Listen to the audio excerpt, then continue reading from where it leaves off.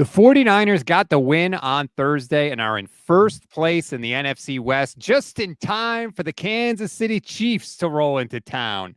Is anything going to be different this time around? And what are some things we just need to accept about the 2024 49ers?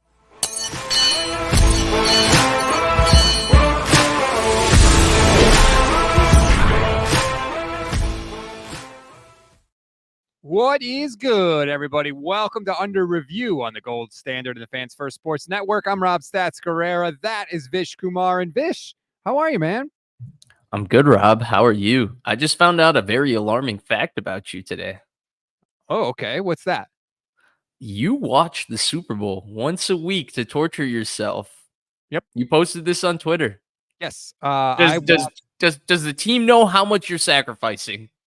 They should. I mean, I do it. I watched the Super Bowl in 2012 when they lost that. I watched that probably for a year. I watched that once a week. I watched the 2019 one, and I watched this one. What is it about? What is it about? Like in those moments, what is it? Especially the one against the Ravens, like when Frank Gore breaks that run at the end before the goal line stand. Like I think he's going to score every time. I don't know. I can't.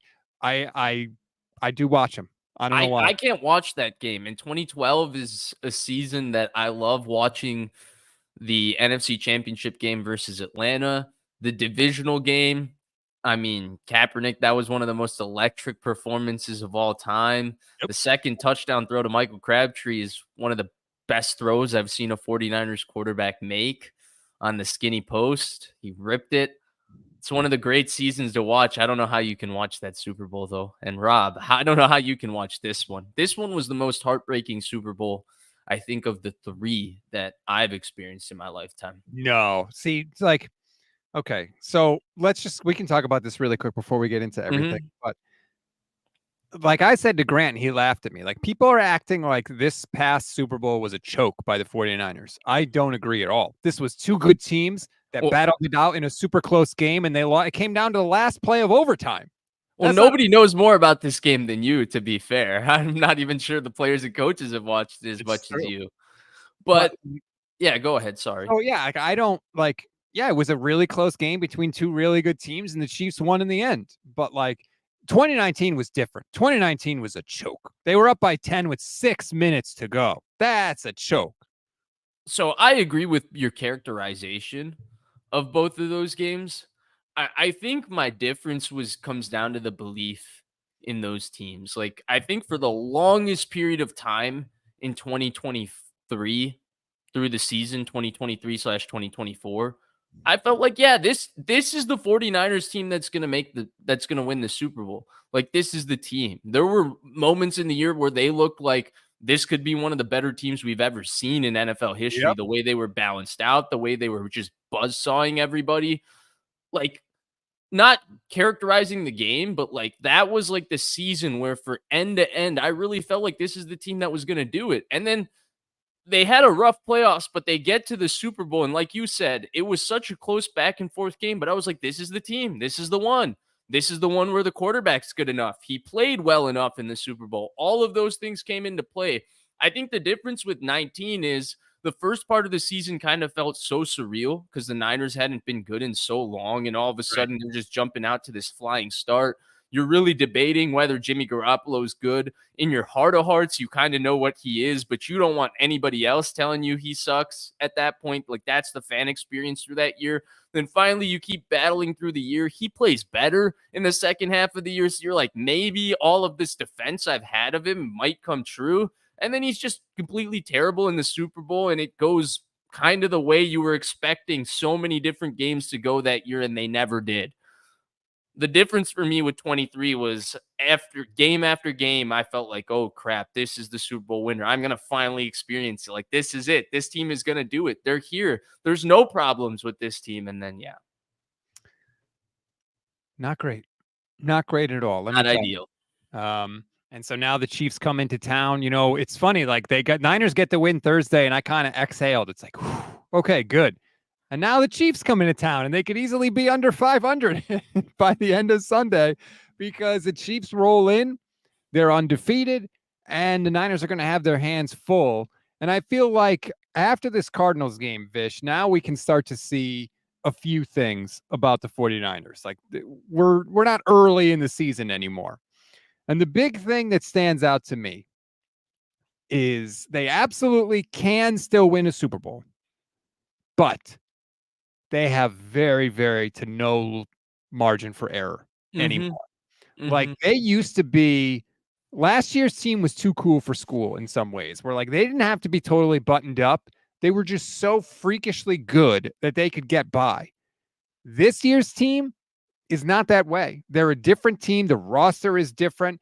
They're going to need to be good on the margins. They're going to need to be good on special teams. Like you got to fix the leaky special teams. You can't have stuff not be buttoned down. Like Isaac Garendo didn't know whether to score or slide. He's running down the field making that decision on the fly. Shanahan has got to tell Brock and he's got to tell everybody, you break it, you score.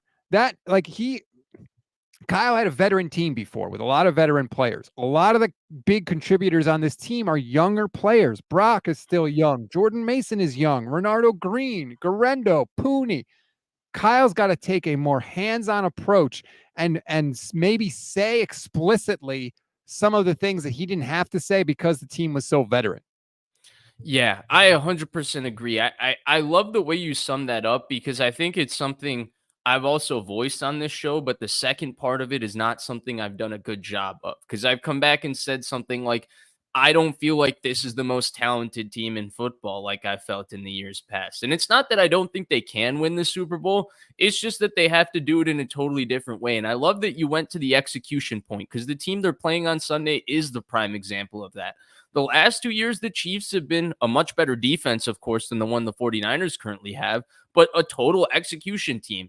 They win games on the margin. I mean, these 4 games or 5 games they've won this year have not been wildly impressive. They've just won in all the right areas and done enough to win each one of these football games. Mahomes makes a couple more plays than their quarterback. They get a shocking contribution from a different guy off the street. One day it's Juju Smith. One day it's Kareem Hunt.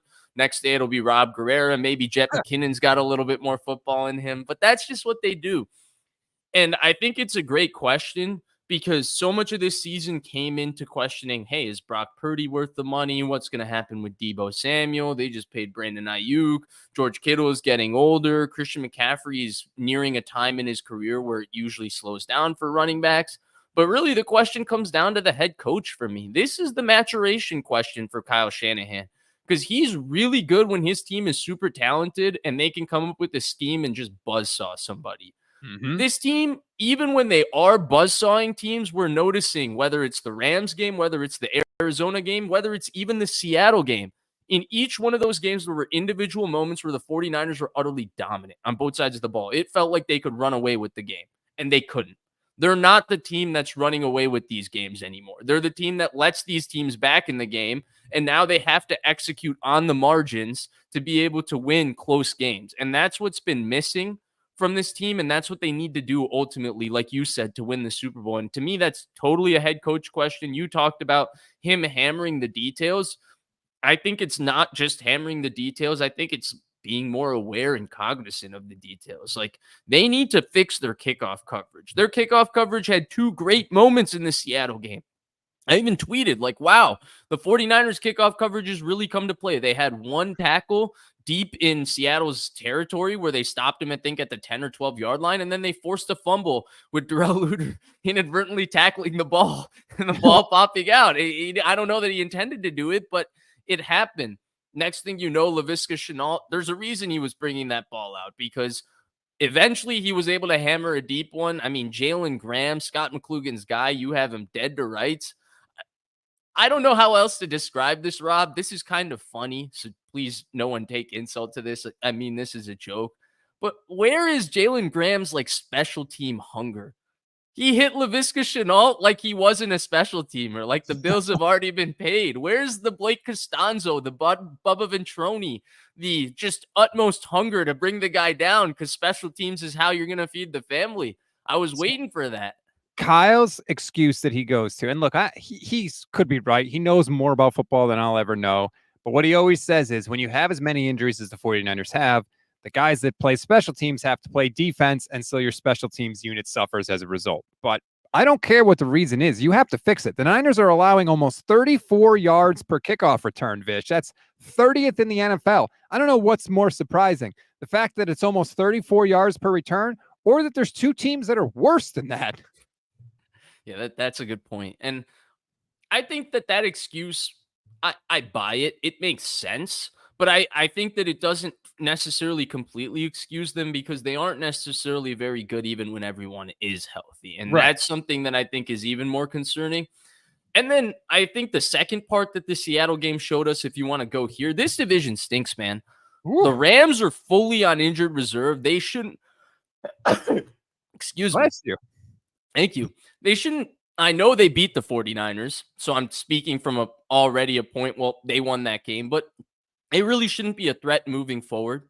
Arizona is okay. They might be able to challenge for that 7-8 playoff spot. They will be in the back end of the NFC, but I think there's a clear distinction with how good they are versus how good the Niners are. Like Arizona cannot compete with the upper echelon of the NFC. Green Bay certainly exposed that, whereas the Niners most certainly can compete with everyone in the NFC.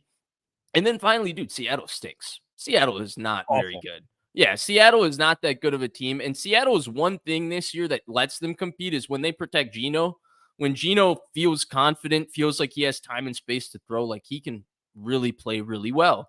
And Nick Bosa on that first drive essentially eliminated any possibility of that because if you can hit and be around Geno early, you can rattle Geno and he kind of gets into a shell and doesn't, his body language even looks like he doesn't want to throw the ball or he feels uncomfortable with people around him. And Bosa dominated in that game early and that took care of that. So I think that there's a lot of real positives, even though we had such a negative show just a week ago. One game hasn't necessarily changed that, but it's the two things. It's accepting that this team needs to be able to execute and win on the margins. That needs to change. Whether they can do that is subject to we're going to see. But two, in line with something they haven't done that well, which is execute on the margins, they're in a bad division. So theoretically, they should have greater margin for error in terms of executing for the margins. No wonder I never became a journalist, writer, anything of this sort. Look at my command of the English language. Jeez. What I think it's going to throw into view here is Kyle's game management because teams that are where the 49ers are win on the margins, like you said, and that means game management. It means time management, timeout management, fourth down decisions. All of that stuff is going to be way more important. It didn't matter if Kyle Shanahan was ultra conservative on fourth down a few years ago because the Niners offense was killing people and their defense could actually stop people. So field goals were good enough to win this team a bunch of games. It's not going to be the case this year. The offense is not quite as good in the red zone and the defense is not quite as good. So Kyle's going to have to steal possessions and steal opportunities. And that is not something that he has shown an inclination to do. Now, maybe that changes. He has been a little more aggressive on fourth down this year. So we'll see. But those things are going to become more important. And I don't think that those are necessarily Kyle Shanahan's strengths. Yeah, and it's also a second maturation with Brock Purdy as well. Like, I think throughout this year already, even in 5 games, we've seen kind of the question people had, which is what happens when the offense is breaking down. Like, how much can Brock Purdy create for himself, whether it's inside the pocket, late in the down, creating windows and opportunities to throw the football down the field, or using his legs, movement, scrambling, gaining yards running and scrambling to create off schedule plays. He's done both of those things at a level probably higher than what the average person in the public perceived that he would be able to do. So I think he's answered that first question. The second part of it is now that you've proved you can generate offense by yourself and generate big plays, it's picking and choosing the moments that you actually do, right? So there might be a third down in the game where Brock has to run around and just eat it because, hey, game score, game situation, they can't turn the football over. And then knowing when he has to be aggressive, step on the gas and really search for the big play. That's the balance I think Mahomes has really found that none of the other young quarterbacks in the league have found with him. It's that idea of when I need to step on the gas and really search and find that big play. And then when in a game, I just let it play on and let the game go and don't necessarily force anything or ruin the momentum of the game. I think Mahomes is at an exceptional level when it comes to that particular skill of understanding the game situation and controlling it. It's something Brady and Manning probably did the best in NFL history, where it was almost like they were controlling the game even when they were down. Like they knew they were going to be able to get the ball, they were going to be able to score when they needed to. Mahomes feels a little bit like that. I don't think any of the other great quarterbacks, whether it's Allen, Jackson, any of those guys feel that way. But that would be the second thing to Brock. And it would help if his coach was definitely better at managing the games in the margin for sure. Because even if Brock does improve in that area, because he's had a couple of untimely turnovers, that's the one like only negative you can point out to his season so far. He's had a few turnovers at bad moments. Even if he avoids those, the coach still has to, yeah. Nick Wagner tweeted, through 6 games, Brock Purdy has dropped his turnover-worthy play rate while doubling his tight window throw rate. In 2023, Brock had a 3.2% turnover-worthy play rate. This year, it's 1.8. Last year, Brock had a tight window throw rate of 3.6 per game. This year, it is at 7.2 per game for Brock Purdy. Very, very impressive what we've seen. You can see it too, right? I love this stat because it's like, oh yeah, I see that. Like, I think all of us could hear you reading that and being like, we're definitely seeing that from Brock Purdy this year. And I think that's part of the yak reducing because these guys are not getting the ball in space any longer. They're taking aggressive shots down the field, and Brock Purdy is throwing the ball into tight and contested windows. He's being very aggressive. I want to read this super chat from Daza. Daza's 0187, YouTube channel member. Thank you, Daza. Says, Kyle Shanahan is often referred to as an offensive genius. This year, has he shown he's better offensively than Ben Johnson? Well, let's take a quick look. Right now, the 49ers are putting up the second most yards per game in the entire NFL. Ravens are 1 at 453. Niners are 2 at 420. Lions are 3 at 416. Now, the Lions do average 30.2 points per game. That is a field goal better than the 49ers at 27 points per game. And I would argue that the Niners could be putting up even more if they could solve their red zone issues. So to answer your question, yeah, he's just as good, if not better, than Ben Johnson.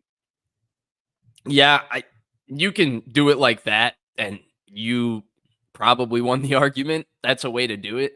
My issue with this entire style of conversation is I think it completely reduces the fact that being the head coach and calling the plays is very different from being the offensive coordinator and calling the plays. And Ben Johnson is in that one unique situation where they literally say, try whatever you want. Like, we're going to try everything and anything on offense. And they really play offensive football as if they don't give a damn what happens to their defense. They ran a hook and ladder for a tackle against right. Like they're doing these things. And so it's entertaining. It's fascinating to watch. Brad Holmes has accumulated the kind of roster that they've been able to pull this off while winning. And Dan Campbell has got the kind of buy-in that they're able to actually believe in this as a philosophy. I'd love to see how Ben Johnson's creativity looks the first time he does this as a head coach and his quarterback gets hit. And the media comes to him and says, Ben Johnson, you idiot. Why are you calling that play that's getting your quarterback blown up and now he's concussed for 2 weeks? And the owner says, Ben Johnson, if you call that play again, I'm going to fire you. These are circumstances I feel like people don't necessarily take into account. And yes, your argument to Daza, that works too. But I don't even think it's worth having a conversation because those are variables that come into how these guys call plays and what they end up doing. And I don't think creativity, by the way, when it comes to offensive football, is calling a hook and lateral play to a tackle. It's memorable. It's cool, but it's not sustainable. It's not like they're going to be able to come back to that hook and lateral play 4 different times, get a defense to do something off of it and something like that. I think there's a lot of creativity rooted in the basics of the 49ers offense. Like, a cool thing to me about the 49ers offense, something I find creative, is they're able to get the same sequence of running plays that they set up and play actions off of them in every game versus every style of defense. How the hell are they able to do that? How the hell are they able to get their running game to work against every style of front? That's cool to me. That's creative to me. And people take that for granted because we've seen it now for 8 years. And so it doesn't count for people, but it should count. Or it's like who they isolate, right? Like, how many different games where we've come into a 49ers game and we haven't talked about, hey, they have this corner who just doesn't really like to tackle. And the Niners make him be the force player in the C gap like 8 different times on the run game. And next thing you know, Tariq Woolen is being shown on the sideline. He's really upset. Sauce Gardner is being shown on the sideline. He's getting benched. Like, these are little things. Like, how does your scheme isolate that guy 10 different times in a half to make him be exposed that way? It's the NFL. Shit like that doesn't happen on a normal basis. And even watching yesterday's game, Rob, the night game, Giants Bengals, right? Appreciation for the 49ers offense, watching Kyle Shanahan for the last 6-7 years. The 49ers offense is a purpose, right? They run the ball one play because it feels like they're using that run to set something else up. They have this guy coming in motion here because the next time he comes in motion, they might actually throw it to him. The Bengals offense, okay, they have Burrow in the shotgun, totally static. First down, spread out, inside zone. Second down, maybe they run an inside zone again. Now third down, they have some completely unrelated drop back pass concept. The Giants ran 7 different variations of quarterback draws where I watched Daniel Jones get hit by 8 different players on the Bengals. So, like, these are the little things that I guess I find creative, I find entertaining, and I appreciate on a week-to-week basis that we get to watch like this uniquely sound offensive football with Kyle Shanahan as the coach of the 49ers. And for what it's worth, Kyle talked about what you mentioned earlier about like calling plays as an offensive coordinator and just basically just saying, bleep it, let me just score points no matter the cost, no matter anything else, versus calling plays as a head coach where you have to consider a lot more. It is a different thing. I just think it's, Ben Johnson is the backup quarterback right now, right? Everybody loves the backup quarterback because it's all hope and there's nothing else, right? And I think that's where people are with Kyle. Like, nobody wants to call him a genius because they get mad because he doesn't score every single time. And now there's other good play callers in the league because Kyle's not the only one. And we haven't seen them as head coaches. So it's just fire Kyle, give me that guy. Fire Kyle, give me this next guy. And it's not also...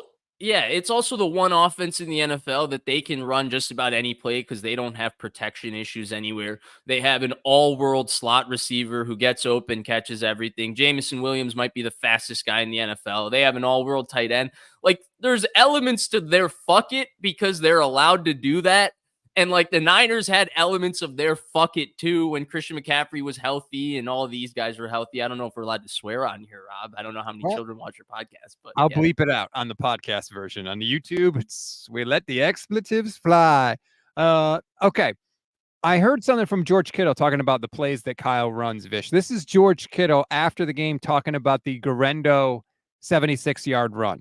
Pumped that Coach Shanahan committed to our outside run. Like, it wasn't pretty the entire day, but when they finally gave us a look that we've been practicing the entire week, we executed, and Isaac went for however far that was, 70-something yards?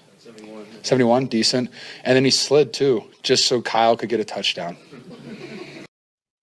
First of all, I'm not buying that he slid. I think he got tackled. Second of all... Oh, I thought he slid, really? The fact that he didn't know what to do. He said as he was running down the sideline, well, people were telling me on the sideline to go down. Like, Kyle needs to say expressly, hey, Brock, tell everybody if they break it, they're scoring. Like, you need to say that. And that's Brock on the position coaches too, right? Like, Kyle needs to disseminate that message, whether it's to Bobby Turner. Someone needs to be telling Isaac Garendo, hey, if you bust this out, you can score. But Kyle needs to do it. Kyle needs to do it before the ball is kicked off. He needs to go to people on the sideline and say, hey, we're going to try and run out this clock. If you break it, score. He needs to expressly say that. That's what I mean about being buttoned up about this stuff. Like, with the rules in the Super Bowl, again, Kyle knew the rules in the Super Bowl. He did. I know Grant likes to push that narrative. It's incorrect. He knew the rules in the Super Bowl, but he didn't go to his players and say that. He left it to the position coaches to remind them before overtime. Like, Kyle's got to get more involved in that stuff. You can't necessarily delegate that stuff and just assume it's going to get done. At least with Brock, he needs to. He has to. And I think that. So I will push back on one thing on your flow. I agree. You're right. The message needs to get across. How he gets the message across, I'm not too much of a stickler for, because I think whether you're a delegating type of leader or whether you're a hands-on type of leader, I think there's possibility for both styles to be successful. The issue for Kyle is neither style is working because of what you said, right? The team isn't necessarily buttoned up in each one of these moments. Continue with your flow. Sorry. Well, no, but like, it's on the head coach to make sure they're buttoned up. You're the guy that's doing the buttoning as the head coach. The buck has to stop with you. So I hope that he does that. I thought that clip from Kittle was interesting where he was like, Kyle committed to the outside zone. Like, have there been games where Kyle has gone away from that before George thinks he should have? Or I don't know. Something in my head was like, So I listened to it more as like that was a run that they had practiced and been setting up all week, and they didn't get the look to be able to run it all day. And it reminded me maybe of the Dallas game when Juszczyk and Kittle, this was week 5 of last year, told Kyle, like, hey, just calm down and run our offense. It's going to come. I think he was maybe appreciating that this time Kyle was just like, okay, we planned for this. It's not working now, but we're going to get our look. And when we do, we're going to bust it. And he kept sticking with it. And then they finally got their look and Garendo hit it. So that's how I interpreted it. Is that too far from where you were? no, it's fine. Sometimes I think my radar is a little too sensitive, and I need somebody to talk me down a little bit. Yeah, because I know what you kind of mean, but I don't know that it necessarily was the case in this one. But I do think the point you're making, it might apply to that Dallas week 5, where maybe there have been instances where Kyle has jumped off of the initial plan too quickly because they haven't gotten the look they wanted or it hasn't been working as they needed. And guys like Kittle, Juszczyk have felt like, hey, we practiced for this. We're ready for this. Let's just keep going with what we're doing. We're okay. We're going to end up being okay. And I think where Kyle sometimes doesn't get enough credit too is like Chris Forrester has said it. Kittle has said it. Many guys with the 49ers have said it. Teams, when they play the Niners, they do new stuff. They don't just say, well, this is what we've been doing all year. This is what we're going to do against the 49ers. Because they know if they do, Kyle will destroy them.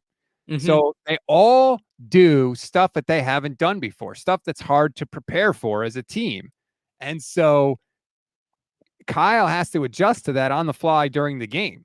And for the most part, they've been able to do it. Now, again, I know they've had red zone problems. Yes, and that is not nothing. I agree with you.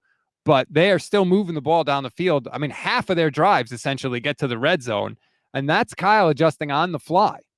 And I think that's like the fundamental flaw in Kyle itself, right? Like people play him that way because for the most part from the X's and O's, I know that you can point to sometimes like their pass protection plan isn't necessarily the best, although they have their reasons within the offense. Whether you may or may not agree with them philosophically, they have reasons within their offense on why they choose to pass protect the way they do, why they choose to have the center handle the protections. It's about having the quarterback play at a certain speed, which you're seeing when a guy plays at that speed like Brock Purdy, how fruitful it can be in terms of the offense's ability to move the ball up and down the field. The problem is, I think Kyle, it's almost like it feels like the defensive coordinators that play him best almost don't play the scheme. They play for rattling Kyle himself. And it's like Kyle's entire thing is that everything should work within this confines of the game that I've created because on the X's and O's, it makes sense. And these defensive coordinators understand, okay, he's going to be able to nickel and dime me. He's going to get me. He's going to make me look bad on a few different plays. But if I get him once and I shock him and I throw him off, am I echoing again? I'm echoing. I heard a pop. I heard like some sort of like almost like it was like a static electric shock. Do you want to hop out and hop back in?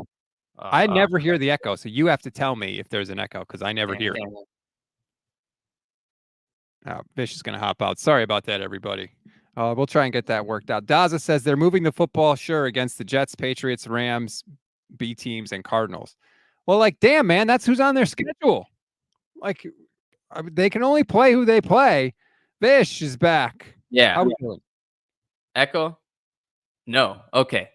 So essentially what I was saying was, so they end up playing the man. And in each one of these situations, like they get almost, I don't want to say rattle, because I think rattle makes it sound like he gets scared in these moments. I don't think he's getting scared. I think that they're just playing into a weakness he's been yet to overcome. And that weakness is when things don't go to his plan or the way he thought things were going to work, he gets thrown off and he makes weird decisions. I think that this is someone that's watched a lot of the Super Bowl. The 49ers, how many third downs do you think the 49ers converted in the Super Bowl?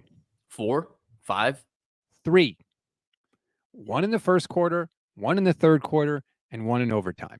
Do you know the average distance the 49ers faced on third down in the Super Bowl? 7 yards.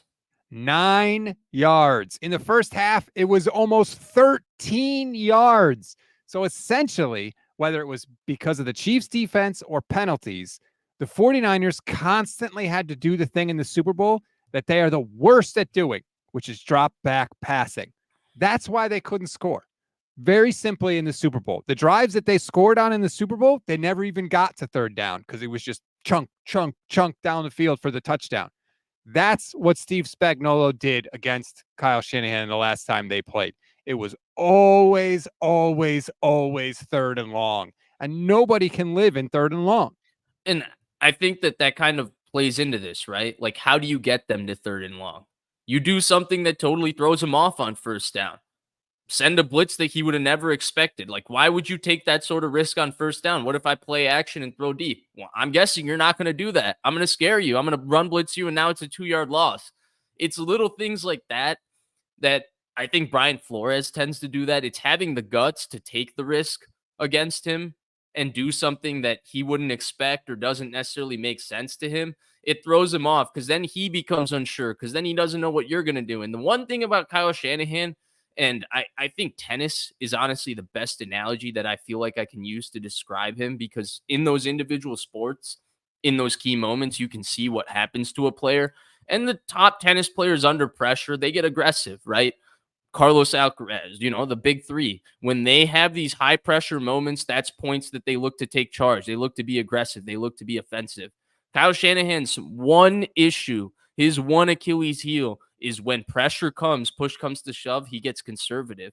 And in big moments, in championships, and this is across sports, you're never going to win a championship by letting it come to you and being conservative in those moments. You have to go win it. You have to take a chance. You have to be Sean Payton and kick an onside kick to start the second half of the Super Bowl. I'm not saying you have to do something that outrageous, but you have to be aggressive. And that's his one thing. Anytime you can throw that, like what he's expecting off, and he's a little bit confused and rattled, he immediately falls back to, I need to be conservative. And that works everywhere until you got to win the Super Bowl, unfortunately. Yeah, I do think he needs to go take it instead of trying not to lose it. I do agree with that. But my point was more in relating to this game coming up. Oh, okay. Yeah. Well, yes, 100%. Right. It comes down to that. If the Niners are going to move the ball against the Chiefs, you have to stay out of third and long. Although I will say I watched the most recent Brock Purdy breakdown from JT O'Sullivan, which is awesome, as they all are. You should definitely go and watch it. Not now. This is our time. One thing I noticed in JT, because JT has been pounding the Kyle Shanahan drop back game stinks drum for years. But what he pointed out multiple times is Brock Purdy's scrambling and moving around overcomes that.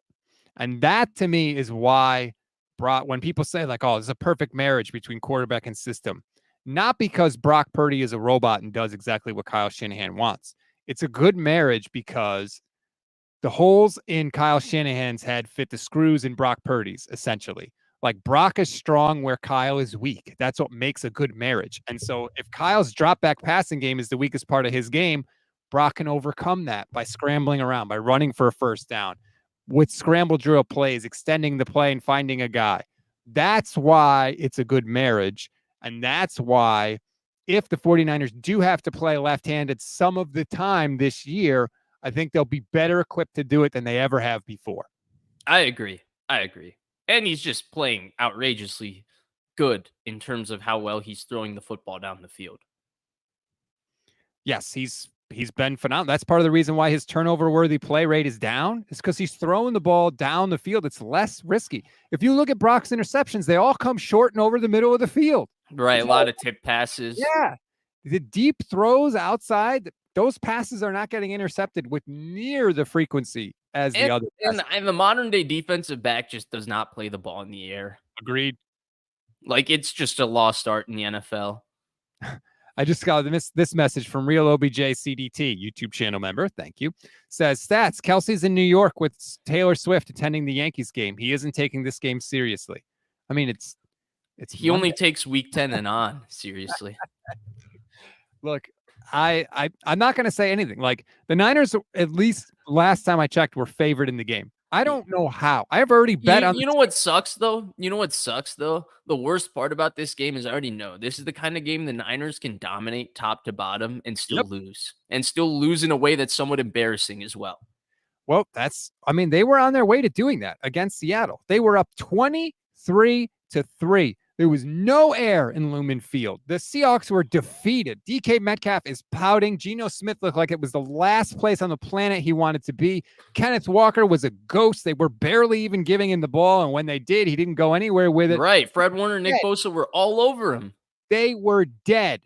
And then all of a sudden, they got that kick return, and everything just came charging back. And the one thing about these 49ers this year, Vish, is I feel like when they get a big play against them, they wobble. Like they can't take a punch, right? They get hit big, and it's like, oh my God, that one play, like with the Vikings game. Oh, that block. It sets a sequence, doesn't it? Right. And it's like, all right, sometimes bad things happen, but you got to grind it out. You got to get back in there. You can't just say, well, once that happened, everything. No, fight on. Yeah, no, I agree.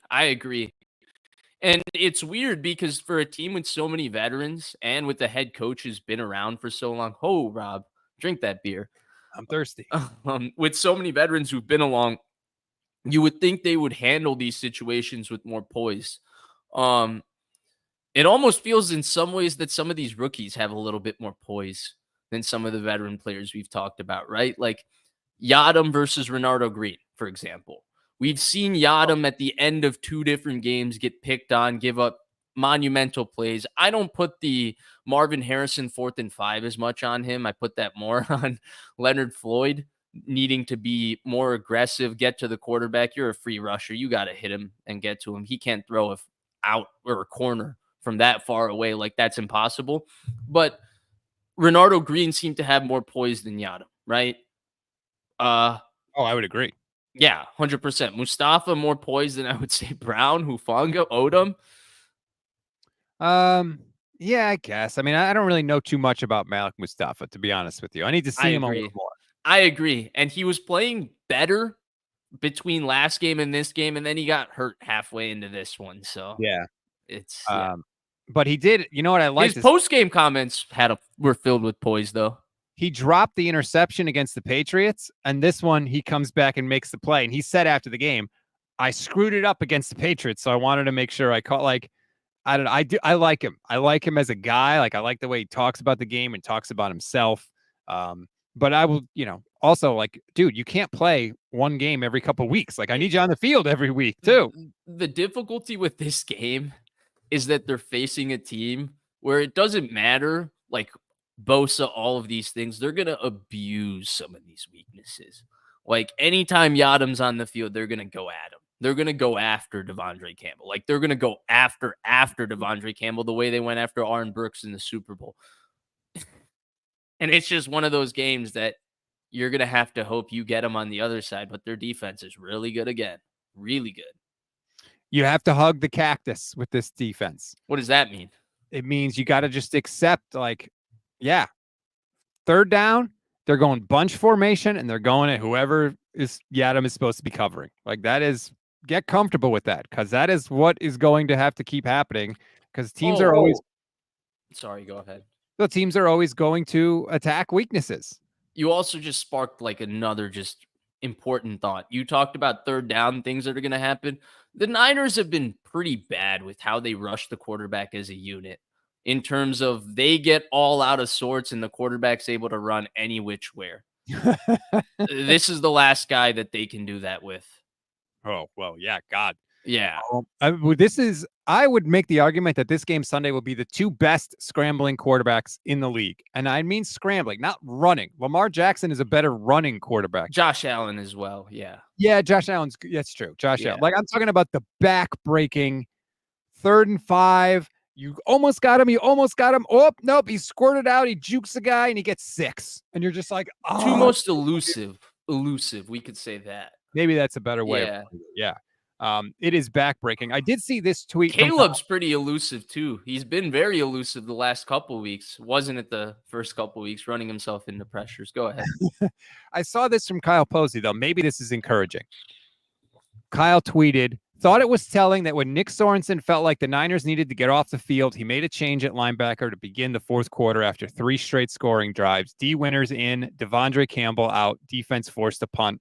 They should lean into the youth and their speed. Do you think we'll get to a point where D Winters will just be the guy and Renardo Green will just be the guy? Or do you think Kyle's going to keep sticking with Campbell and Yadam? Yeah, well, one, shout out to KP. He's the freaking man. 2, I think for Green, it's a little bit more cut and dry. I don't think it is with Winters as much. Because Green at least has a game that you can kind of build up and encourage in and just convince yourself that we could put him on the field and live with the smaller mistakes he might make in the run game. For example, if he has to be the force player on the outside or something like that. With Winters, he still makes mistakes in and of himself that I think they'll do. It's just going to be one of those things you're going to have to live with. I don't get it. I don't get it. But frankly, I don't know that Winters has shown as much potential as Green is the point I'm trying to make, I guess. Yeah, Winters had, I remember in the preseason, we talked about this too. And it was like, yeah, he made a couple of really good plays and he also screwed up a few things. Mm-hmm. You may have to just live with, like, to me though, if I'm Kyle, I'm like, one, to me, Devondre Campbell doesn't give you some of those good plays that D Winters gives you. And yeah, Winters may screw some stuff up, but it also may be in service of his development. Like, he may screw those things up, but it may make him a better player because he will correct them going forward. Devondre Campbell's not getting better. He's not. He's past his prime. And you're not benefiting from him being a veteran at this point, right? Right. Like, him being a veteran isn't making you better in any area because he's just not good.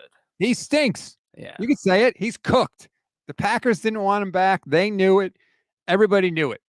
And we talked about it last week. The Niners, some of their questionable free agent signings of bringing in guys that were sort of over the hill. I saw Sports Illustrated was watching our show. They picked up your quote from the episode, Vish. Hey, shout out. Look at Tom Jensen. Respect to the man. Doing the Lord's work. Appreciate it. Yeah, listening to Rob Guerrera. I don't know how he does it for 42 minutes. I'm already tired. With pleasure. That's how he does it. Okay. So, yeah, watching that Chiefs game a billion times, to me, like, they'll be able to move the ball because Kyle knows what he's doing, but you gotta stay out of 3rd and long. Now, if Jordan Mason can't go or has to leave, I'm terrified, Vish, because number one, the Chiefs are really good against the run anywhere. They are 5th in rush yards allowed per game in the entire NFL. And I know everyone was dunking on me because I said Isaac Guerrero wasn't good, and then he broke the 76-yarder. But if you look at the rest of his carries, he wasn't good. He wasn't good. He was getting replaced by Patrick Taylor for a lot of the game. So I have real concerns about the Niners running game if Jordan Mason can't stay healthy and can't finish the game. And if they can't run the ball effectively, that's going to put them in 3rd and long situations all over again. The rest of his runs weren't necessarily pretty either. Like, that one run, like, he hit the right hole and all of that. The rest of his runs have issues. He's definitely a work in progress, although I think he showed maybe a little bit more. He gave maybe a little bit more confidence than he had been giving in the games prior. I think the matchup with Kansas City is interesting to me because Kansas City is top 10 in rushing attempts. They average about 30 attempts per game. And even though the 49ers have a top 10 running defense this year, oh God. What? The echo. Oh, man, what is going on? You're the only one this happens with, Vish. Man, he sounded like he was really about to make a good point there, too. Like he was really about to land the plane and blow my mind with a good stat. Let's see if he can pick up this train of thought. Vish! You were about to lay it on me. Yeah, and so even though the 49ers are top 10 versus the run, one thing the Chiefs have changed about their team is they kind of maul teams with their interior offensive line. And so even though statistically this isn't too bad a matchup for the 49ers on paper, it is a very tough matchup in terms of the players involved, right? The combination of Joe Tooney, Creed Humphrey, and Trey Smith is a big issue for Kalia Davis. Malik Collins, whoever, maybe Jordan Elliott comes back, whomever you want to throw in there. This interior off the defensive line has been pushed around at times. And yeah, that's the toughest matchup for me on paper for the 49ers. Not looking forward to it. I'm not going to lie. Bazzyman says Garendo has gotten better with every game rep. Has he? What are you basing that off? Just because he had a 76-yard run? Like, take that play out of it and give me any evidence whatsoever that he's gotten better with every rep. He's a running back. We're 6 weeks into the season. I'm sorry. Like, when you have a good running back, usually you know it right away. There's not a lot of development, right? With Jordan Mason, we saw it. You knew right Frank away. Gore was better than Kevin Barlow. Right. Immediately. 2005. Yeah. You knew. Yeah. Like, even Raheem Mostert, go back and watch the Raiders game. Nick Mullins, his first start. Raheem Mostert breaks his arm in that game, but that was like the first real opportunity they gave him to run in the regular season. He broke off a couple of big ones. It was natural. So, look, I hope Garendo works out. I was as excited about him as anybody when they drafted him. I was all about Isaac Garendo, but I haven't seen it. I'm not going to lie. Like, he also got chased down. And like, his big thing is supposed to be his speed, and he got caught from behind. He slowed down, Rob. I think he was unsure of whether he needed to slide, all of those things, and he kind of half-assed all three. Great. So you're not making the case for him, Mitch. So he voluntarily gives up his best asset, and he doesn't know the game situation. Awesome. Sounds like a great player. He missed out on a game ball that went to Kristen Juszczyk. That's the big thing. Oh, God. Yeah. I'm so you didn't like Coach's friend diving into the stands when Kittle scored the touchdown too. No, like, I get it. Like, I would probably do the same thing with my wife, to be honest, if she was right there. Like, I have no problem with that, but like, I'm also not here to like celebrate Kyle Juszczyk and prop him up. And great, you got handed the ball 5 yards out when the team didn't even really want to, like, their heart was gone at the end. Congratulations, you scored a touchdown. Great. This seems personal, man. I was happy. I was happy he scored.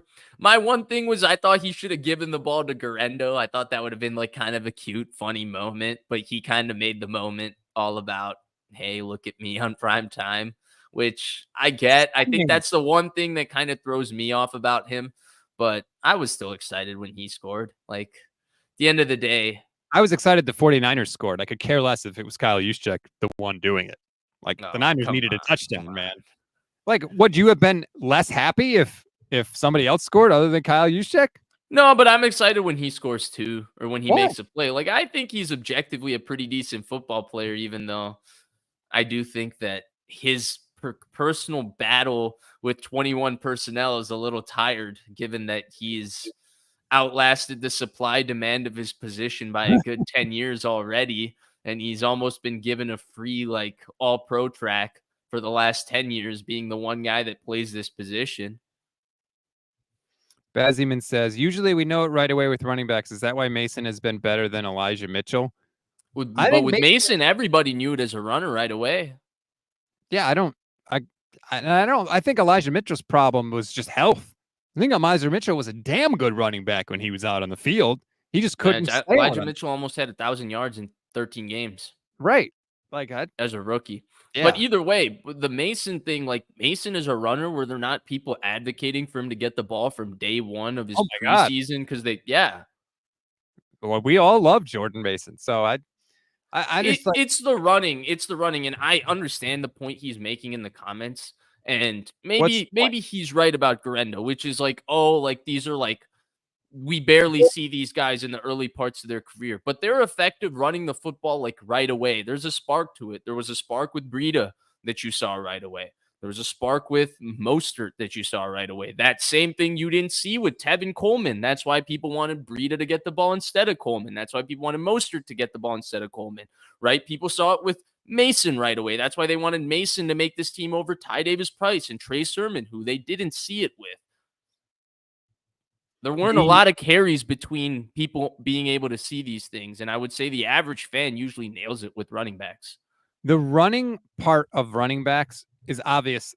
In 3 snaps, you could tell who's got juice and who doesn't. The finer points of the position, pass protection, running routes, all of that stuff, that's the stuff that takes time to develop.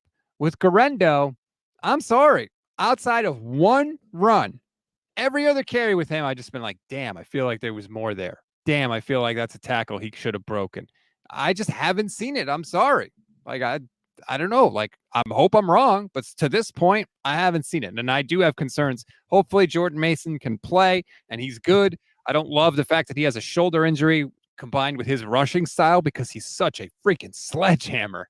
I just feel like that shoulder is going to get tested pretty early and often. So if we're talking long term, honestly, this is the most concerning injury for me, Rob, because I think this offense will really struggle if Jordan Mason's not in for a full game. Like, they need somebody to be able to run the football effectively to make their run plays work. It was what was plaguing them in 2021 when Raheem Mostert got hurt and then Elijah Mitchell kept getting hurt. They didn't have means to do it. That's why Deebo Samuel had to take on the load. This year, Deebo Samuel in the backfield is just not an effective thing. It just doesn't work. He doesn't run the football out of the backfield effectively, and he's been exposing himself to a lot of hits. I think when you're combining both of those things, I'm glad you brought up the Mason injury because it's probably something we should have focused on a bit more, especially given how weird it was that he looked super hurt. Then Shanahan said he was coming back in, and he came back in for one play and then was essentially a no-go for the rest of the half. It's a little disconcerting because maybe there isn't as much of an injury as thought, but the pain is maybe too much for him to be able to play through, which is kind of a weird balance that you're having to finagle because you're going to have him tough out the rest of the year playing a high contact position, which he puts his body on the line every play. It's a really tough ask, but they need that. They need the stamina of that. They need to get a running back, Rob, before the trade deadline. A guy that can reliably carry the ball 10 to 15 times for them. Somebody that can spell Jordan Mason. Somebody that can give them something. This backfield needs something other than Jordan Mason. They need someone that they can rely upon in the case that he gets hurt, and they need somebody that they can. And then the other thing is the pass rusher, which I think the pass rusher that they can possibly get just got put on a show last night. That's the guy. Right. So, okay. So 15 minutes of truth says find a lockdown corner at the deadline. No more deep plays. This team is slow. Good luck. You're not finding that. Lockdown corners don't get traded because they're so rare and they're so hard to find. But we know that the 49ers are aggressive at the deadline. We know they've made moves in the past. Chase Young, Randy Gregory last season. They recognize the pass rush needs help. The injury to Aiden Hutchinson could throw a huge monkey wrench into that, Vish, because the Lions now need a pass rusher. And by the way, it wasn't just Aiden Hutchinson that went down. They also lost another defensive lineman, Kyle Pecco, suffered a pectoral tear. He's probably done for the year too. So they're going to be in the market, and Detroit's going to be aggressive as hell, right? They've never won a Super Bowl. Like, they're in their window as much as the 49ers are in their window. Like, they're going to be going all out. I would not be shocked to see the Lions trade one or two or maybe even more first round picks to get a guy if they really, if they can really get like a stud guy. So if the Niners want to make that move for a pass rusher, it just got a lot tougher to do because Detroit's going to be out there and they're hungry. But I do think they'll be targeting different kind of guys. The Niners need a secondary guy, a third guy, a guy that can rush with Nick Bosa, a guy that's going to be high effort, that's hungry. No, screw that. They've been trying to do that for years. Get a stud. How about you just get two really good? They don't have the money to do that, Rob. They don't have the money to do that. And so you have to look at the kind of deals that they made in the past, which is get a player who's ascending, who's young, who's near a contract deal, have him play out his contract with you, and he gets money somewhere else. That was the Chase Young formula, the Charles Omenihu formula. That was the formula with Purdy Key to an extent. None of those Azeez Ojulari. We saw him last night. He's on his fourth year. The Giants are probably going to go with Kayvon Thibodeau long term. They paid Brian Burns a ton of money. What is the long-term fit with Ojulari? Now, he probably played way too well last night just from a mainstream standpoint to be traded for a third, fourth round pick. But that's the kind of guy the Niners would be targeting. And I don't know that that necessarily makes sense for the Lions, given the state of Aiden Hutchinson having that quite ugly injury, honestly. Pretty sad to watch. Tough to watch. Oh, gruesome injury. I mean, to break the tibia, that bone in your leg, that's the bigger bone in your leg. Like it's one of the more difficult bones in your body to break. And that's devastating. They threw the air cast on him. Not good all around. That's really. You can see his legs shaking, right? You can see the lack of stability there. It's a crushing blow for the Lions. It's a huge. He's deal. A total stud. Total stud. Defensive player of the year season. And look, the Lions are still going to be good. Their offense is still good, but that's going to completely change the picture for that defense. But I do think they're going to be aggressive out there. So if the Niners are going to make a move, it's going to be interesting. And I think The teams comments is saying Max Crosby. What do you think of that? Oh, I would not want that. Max, that's a stud. Yeah. That is a stud. Like, God, if there were any way the Niners could ever make that happen, whoo, can you imagine? That's don't. Nick Bosa 1 and Nick Bosa 2. Right. Like, and I don't like this whole, like, well, we just need a secondary guy. And then they get the secondary guys and they're not really that great still, like get a freaking stud. How about that? Get a D Ford. Like, the whole point of D Ford and Bosa was to have two psychos out there. You need young athletes though on defense, right? And I think that's like an example we're seeing across the NFL where like we see teams have a bad team for 3, 4, 5 years in a row. And next thing you know, their defense is actually pretty good because they've just been drafting stud athlete after stud athlete in the top 50, 60 picks. And they've accumulated talent with their defense. The Niners were kind of like this under Scott McCloughan.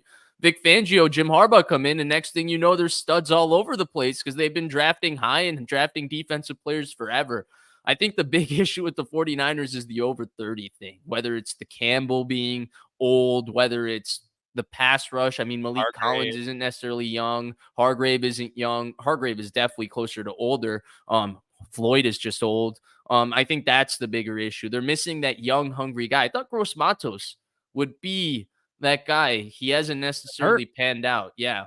He's been banged up, unfortunately. I think that's why we see it with Sam O right away, right? Yeah. Sam O is just a hungry guy. It feels like he wants it, and that's not necessarily something we feel from the entire pass rush of the 49ers outside of Bosa. Vinny V says, let's eat crow and trade for DeForest Buckner. Buckner's on the wrong side of 30 now, isn't he? Yeah, I don't think there's any reason to be in that business. He's on IR as well. He's played a ton. I mean, God, remember all those years he played over 1,000 snaps for the 49ers? He's got some mileage on him. He's a total stud, right? But like, yeah. Armstead, did you see the Armstead thing that went viral? Yeah, we can talk about that in a second. Somebody said Vish thinks he knows more than Rob, and Joe Muzzy says Vish does know more than Rob. Let me end that debate. Vish does know more than Rob. So that's the end of that discussion, period. The Arik Armstead thing, and we can talk about that for a minute. I don't understand it. So somebody on Twitter posted, Ron E. Niner is the person on Twitter who posted a picture of Arik Armstead, and he said, let me throw it up on the I don't know that we're talking about the same things on Twitter. Oh, well, he said, I wonder if Arik Armstead is still feeling, quote, extremely disrespected by the 49ers. This goes along with like a clip from the game against the Bears where Armstead was chasing after Caleb Williams. That was what I was talking about. And he couldn't get his footing, and he's trying to chase after him. He can't get his footing, and it looks bad, right? Because he looks like he can't get up and chase him down. And people have been dunking on Arik Armstead. Oh, hi, you feel disrespected? How do you like your life now? And like, don't do that, man. The 49ers asked him to take a 46% pay cut last year. If my boss came to me and said, we want to pay you 46% less, I'd feel disrespected too. Like, I'm sorry. And like, people got to grow up with this stuff. There's nothing wrong with Arik Armstead saying, hey, I don't want to take a 46% haircut. Okay. I don't want to go from $17.4 million to maybe at best to making $8 million in a year. I don't want to do that. That's the normal human response. Just because he didn't take the 49ers offer, everybody wants to dunk on Arik Armstead. And I just think it's childish and it's just wrong. It's fascinating because the NFL is the one corporate situation where at most humans all of a sudden can empathize somehow with the corporation more than they can with the employee. And we are all actually in like similar corporate situation constantly, and we can do it for each other, right? Like, you can work in a different corporation, I can work in a different corporation, and you and I can identify with similar work experiences. Like, hey, our boss didn't promote us. Hey, we're underpaid. And to us, those are like very real world problems that we'll discuss with each other. We'll support each other through. And the first time an NFL player brings up a similar sort of thing in their corporate work environment, we're like, nah, dude. Dude, you're complaining? Like, who are you to complain? And it's such a weird, I think, like, societal thing, honestly, more than anything, because it's kind of the opposite of what we tend to do in similar situations. And, there's a lot of people like Lee who said, well, did you only work 40% of the time? Dude, you don't even know what Arik Armstead played through to be out there on the field, let alone the things he couldn't play through. Like, well, working 40% of the time when he's hurt, his job is to come to meetings, show up to rehab, all of those things. Right. Was he doing that? If he was doing that, he was working 100% of the time. So I just think it's crazy how we treat somebody differently because they play a sport. Like we don't relate it to our own experience at all. Like it's his job. They cut his salary by 46%.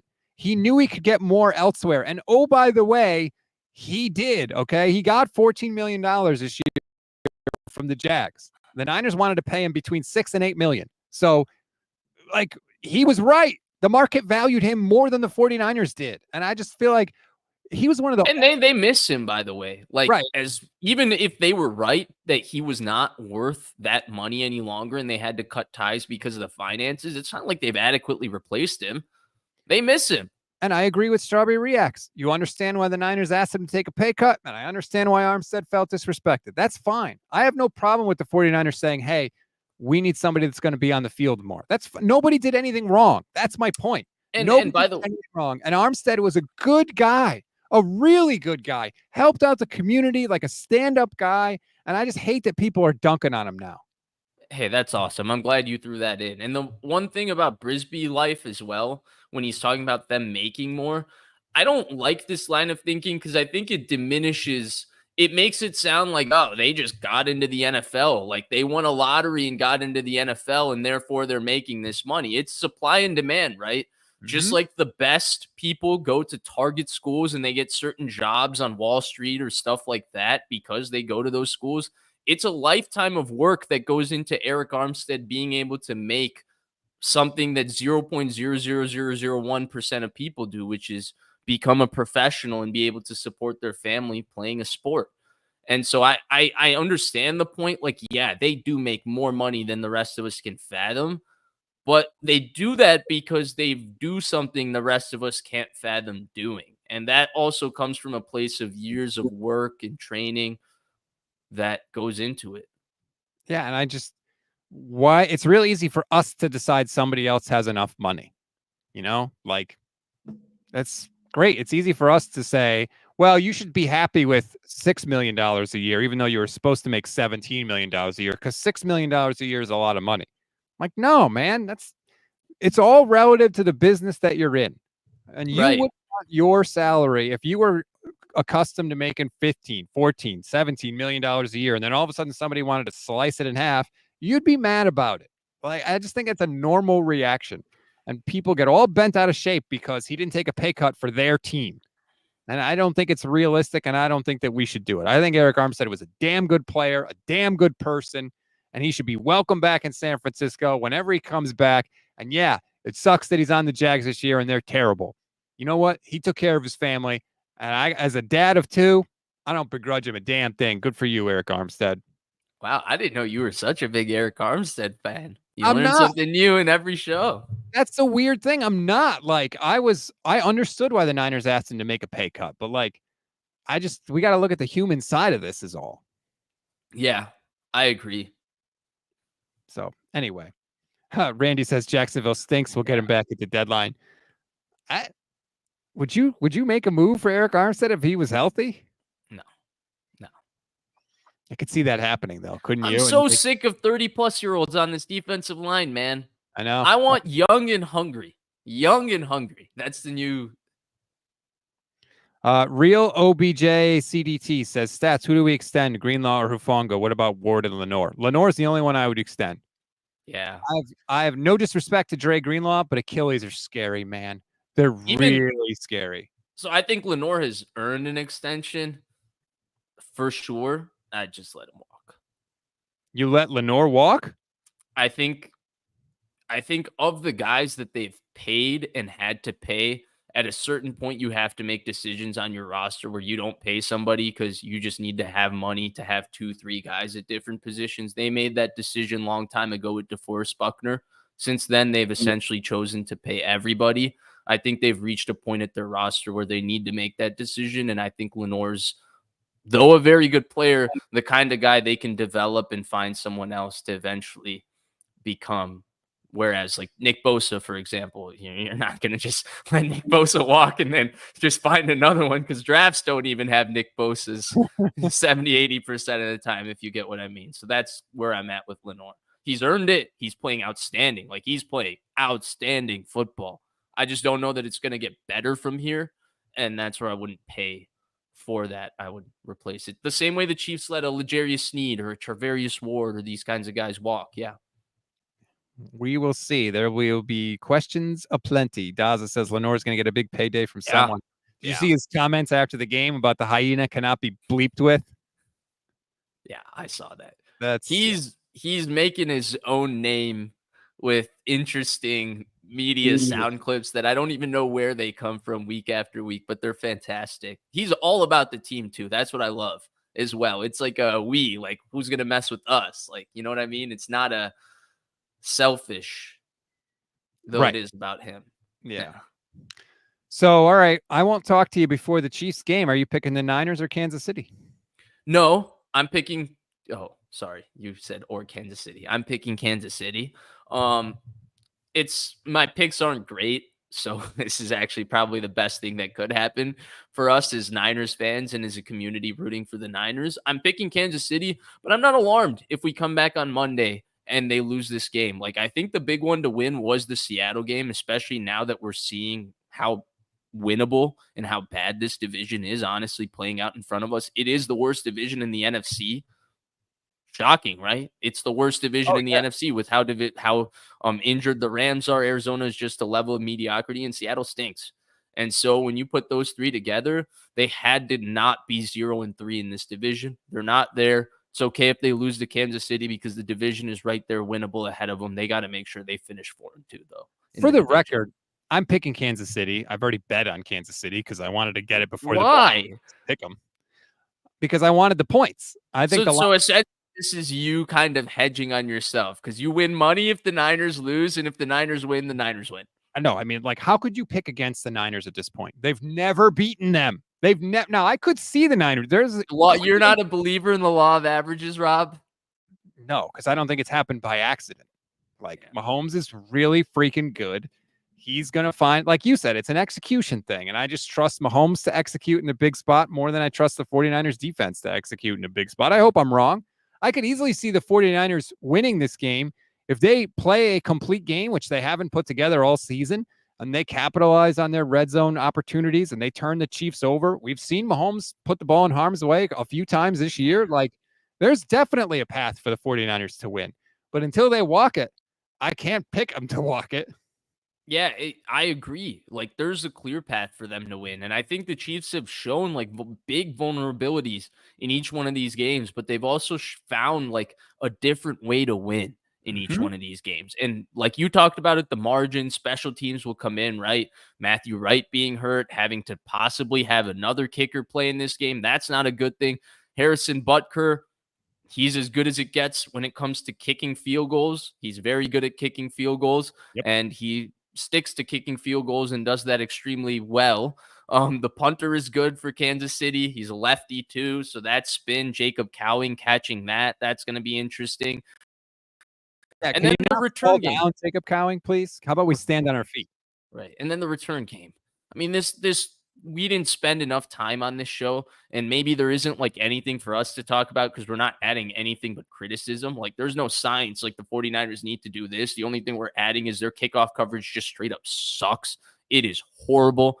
Chiefs have always been able to manufacture big plays from the return game, whether it was Kadarius Toney, whether it's been Mecole Hardman. They've always been able to do that. This is not a place they want to be because it feels like even if the Niners are doing well in games, Laviska Shenault can have a career-changing play and go from fumbling and possibly, everybody's talking about should Laviska Shenault keep his job to now Laviska Shenault has one of the return touchdowns this year with the new rules.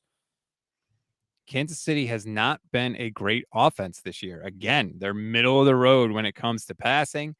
Middle of the road when it comes to rushing. You don't want to give them the field position from these long kick returns. So, like, I wouldn't even want to see Matthew Wright back just because he can't kick the ball in the end zone.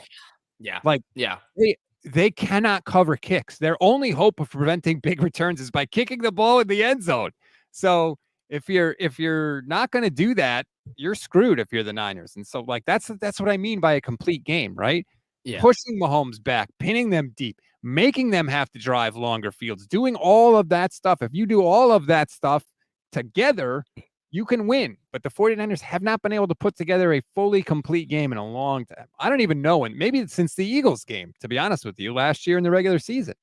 Yeah. And the Chiefs, even the Eagles game, it's tough to call those things complete because complete games for the 49ers, we don't necessarily see their weaknesses. They blow a team out to the extent that we don't talk about these executing in the margin things. The close game thing, the reason we brought it up so much on the show last year, them blowing leads and all of that, is because it's been an entire thing in the Shanahan era. Like, we're used to seeing maybe not as bad as the Cardinals and Rams game where it looks that bad, but we're used to seeing games like that in this era. We're used to seeing that game script go down the way it did.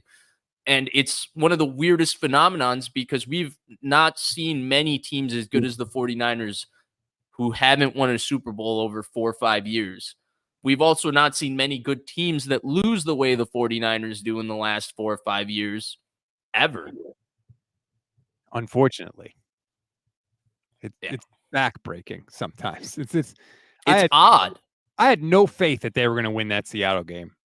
Honestly, when Seattle came back and made it a one-score game, I was like, I can't believe it. Like I didn't know how any of the players had any faith that they were going to do it, frankly, but they got really good at winning the close games at the end of 21, right? And they did it with their pass rush.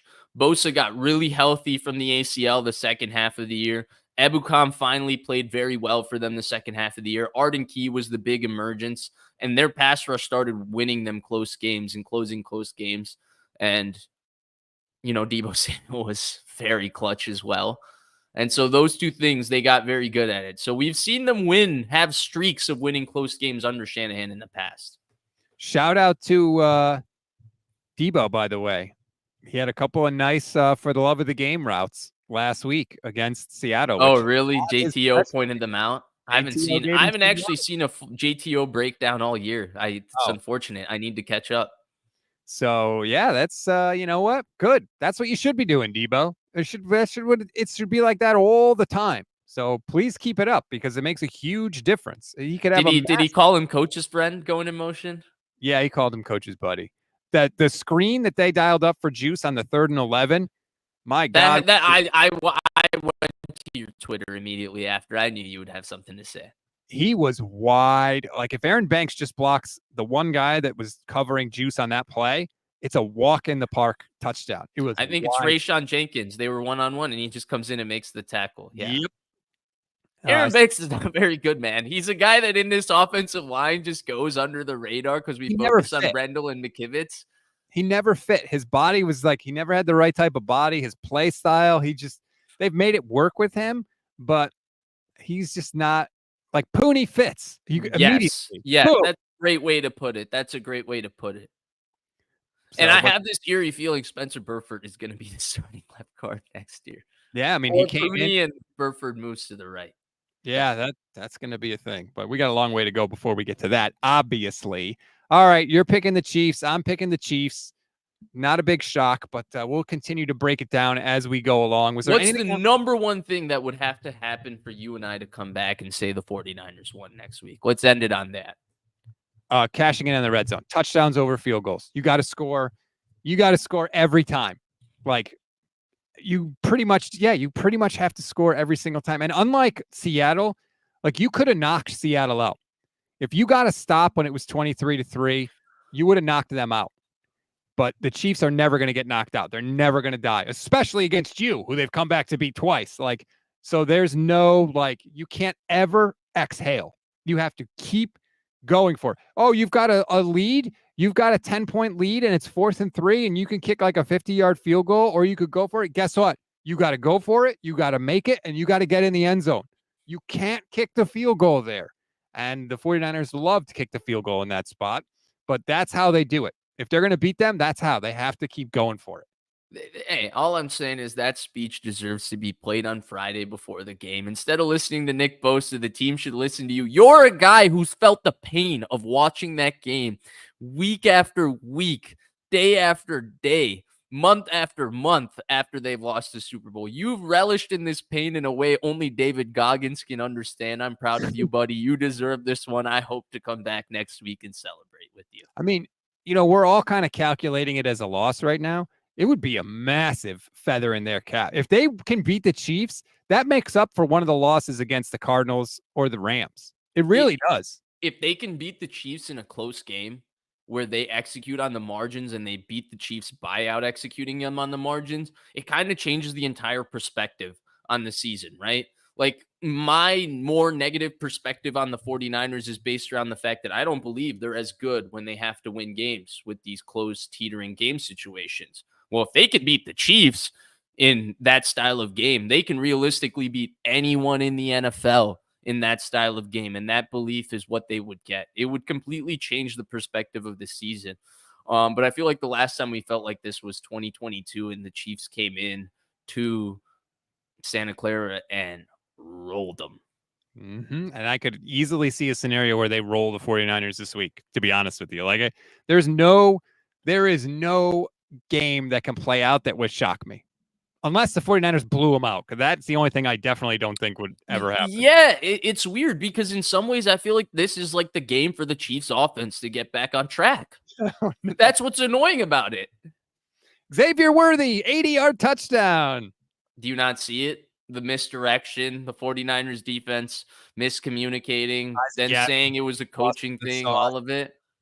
Yeah, I could picture Yadam not knowing who, and then just Mahomes just launches an 80-yarder. Why do you got to go for Isaac, man?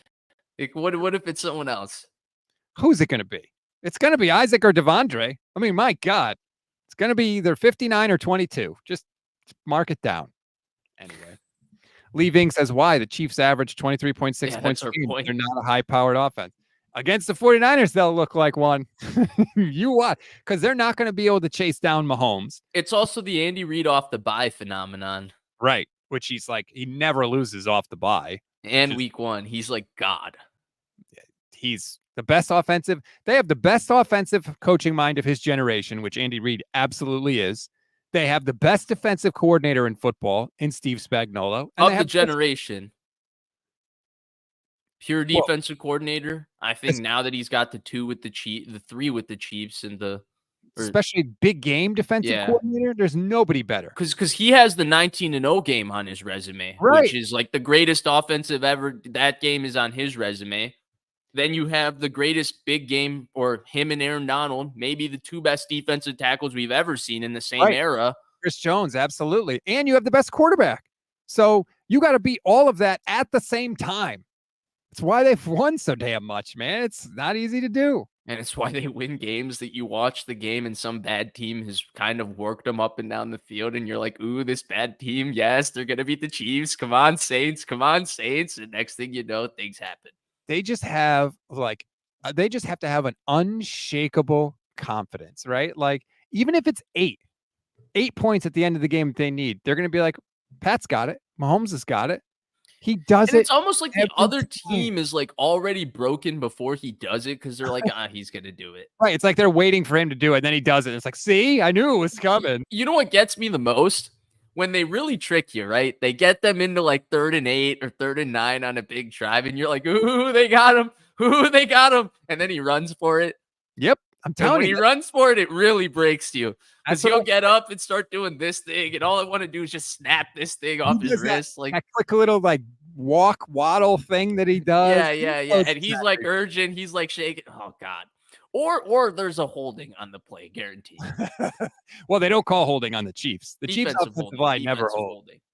Yeah. Oh, man. Oh, God. And by the way, and he points it out too. Like he throws a ridiculous incompletion. You're barely even celebrating the start, and he's already on the camera pointing out the goddamn. And by the way, if it's 4th down or short yardage, be ready for the option keeper, please. Mahomes is going to keep the ball. He's not going to take the ball out of his hands. Alert. Tackle 15. Just throwing it out there. If someone, and the crazy thing is too, nobody can get a clean shot on him either. I know. He almost never actually, he took a big shot in the Super Bowl. Way back when, Jimmy Ward. Yeah, Ward got a good lick on him, and he fumbled. And honestly, when Ward got that lick, it looked like Ward took more of the hit than Mahomes. Yeah, but that was like Mahomes is thick, man. Yeah, he's stocky, like he's sturdy for sure. He's got to be 240. Yeah, that core's lightweight. Yeah, he's got a little bit of a dad bod, kind of. Oh, totally. He's like the opposite of Brady. And Brady was really big too. I felt like that never got enough credit. Brady was just humongous. Yeah, Mahomes is a thick guy. And I don't want to hear anybody say, "Oh, Super Bowl revenge." There isn't. And Trent Williams said it to his credit. The ship has sailed. The Niners could beat the Chiefs 1,000-0 on Sunday, and it wouldn't make me feel any better about the Super Bowl or anything. It'd make me feel worse, quite frankly. Like, there is no revenge. There's no nothing that makes up for that. Even if the 49ers beat the Chiefs in the Super Bowl this year, it doesn't make up for what happened last year. So you're right, but I also think this team does need like some level of getting over the hump of beating that team. Because I feel like this era of 49ers is being marred too much with they were just better than us. And I don't think you can close the book with they were just better than you. Like, I don't know how this Niners team, if they lose tomorrow, you can realistically say, okay, they go through this season, they have another magical ride, they somehow get themselves back to the Super Bowl, and it's the Chiefs there again. What would they have to be confident about at that point to go into that game and win? Like, I think they need something for their morale because they've been worked in the regular season and then they've been beaten, like heart snatched out of their chest twice in the biggest moment. But like, you don't even know if you're going to have to, like, first of all, you don't even know if you can get to the Super Bowl and out of the NFC. But like, even if you do, you might never have to play the Chiefs. Well, that's the goal, right? That's why Sean McVay has a Super Bowl. The AFC playoffs is going to be madness. You're going to have Baltimore, Kansas City, Buffalo will be in there for the playoffs. Maybe Cincinnati if they can claw out, although I don't know. Maybe. But like, you're going to have every team in the AFC that makes the playoffs is going to be really freaking good. Yeah, but Kansas City doesn't have that team. Like New England, Pittsburgh used to give New England trouble in the playoffs for a little bit. And then Brady and Belichick just started owning Tomlin. Baltimore always gave them trouble in the playoffs, right? Like Billy Cundiff had to pull the kick and Lee Evans had to drop the touchdown for them to beat them with the terrible team they had in 2011. Right. Kansas City owns Buffalo. They own Cincinnati. They don't own Cincinnati. Cincinnati beat them at Arrowhead in the AFC Championship. And they've lost like 3 times since. Yeah, but I mean, it's they beat Baltimore and it looks almost the same way every time they beat them. That game week 1 was, I mean, inches, right? The foot's out of bounds by inches. Like, I don't know. I give the Ravens as good a shot as anybody. The Bills, like, I know they've beaten the Bills, but some of those games are they consistently get them in these close games, though. And I think that difference is just what I talked about earlier in the show, where Mahomes is at a different level at these guys when it comes to not playing the play, but playing the game in the situation of how can he having control in certain moments of the game, if that makes sense. So he might not have the best statistical game, but they win because every key situation almost runs through him. So they have the ball when they need to. He's able to control those parts of the game. He's mastered that in a different way from these other quarterbacks. And I think the difference is Manning was amazing at that. So he was Brady's kind of peer for that. You know, Ben, maybe not Ben, but there was Manning. There was a Manning to Brady. There's no Manning to Mahomes. Well, I mean, but don't forget, Brady kind of owned Peyton at first, and then Peyton came back. And in Denver, Peyton owned him. If you go back and look, the bigger the stakes were for the Brady-Manning matchup, the better Peyton did. He actually, I think he was like 3-1 against him in AFC Championship games. Like, Peyton eventually rose up and figured it out. But maybe like, somebody will rise up and figure out that one detail we're talking about in terms of being able to control like the game and the game flow and the game script. That was like Brady and Belichick's magic. Manning is the one guy I think as a quarterback in NFL history that we've seen single-handedly like dominate that, right? Like regardless of coach, Manning is winning 13 games with Vish Kumar and Rob Guerrera and the Chad as his offensive line because that's just what Manning did. Now, Manning played with, Tarek Glenn and Edge and Reggie Wayne and Marvin Harrison. So he played with great players, Freeney, Mathis, all of it. But year after year, that's just what they did, and I'm echoing again. So maybe it's time. All That's right. our cue, Rob. That's our cue. Thanks, everybody. Please rate, review, and follow the Gold Standard Podcast Network wherever you get your audio pods. Like and subscribe to the YouTube channel as well. Click the bell so you get notified every time we go live, which is every single weekday for you. Like and subscribe to Vish Kumaran's YouTube channel, please, and thank you. Enjoy the rest of Monday Night Football. Hopefully, the Chiefs have an illness that weakens them this week so that the 49ers can recover and get a victory and snatch a victory from the jaws of defeat. That's allowed too. But anyway, we'll be here through it all. Thanks for joining. Enjoy the rest of your Monday. There.